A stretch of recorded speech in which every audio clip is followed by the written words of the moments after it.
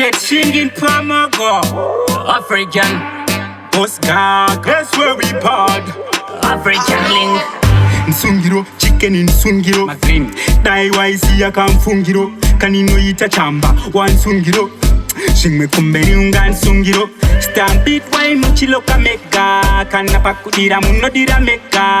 Plus futi papanika kureka. Ngikatenga mogo unope maweka.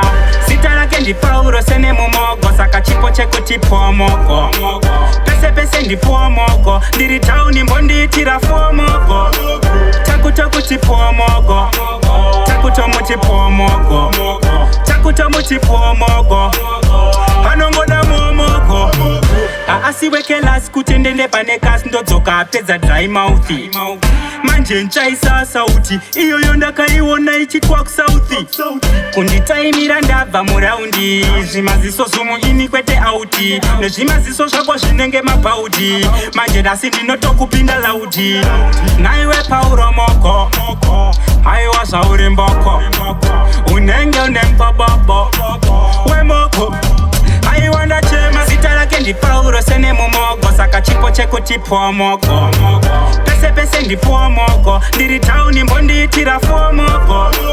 Takuto tipo mogo. Takuto tipo mogo. Takuto tipo mogo.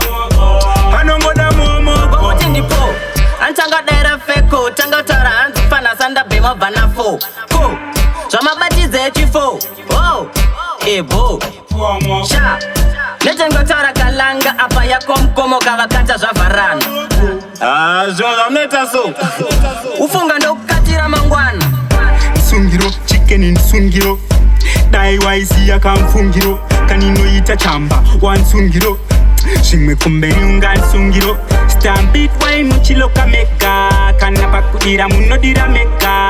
Plus futi papanika kureka. Ngikatenga mogo unope maweka. Sitara kendi pauro sene mumogo. Saka chipo cheko tipo mogo. Pese ndi po mogo. Ndiri tauni mbondi tira fo mogo. Takuto tipo mogo. Takuto tipo mogo. Takuto tipo mogo. Hanongo da mogo. Asiweke las kutendele panekas ndozoka peza dry mouthi. Manje nchaisa sauti iyo yonda kaiwona ichitwa kusauthi.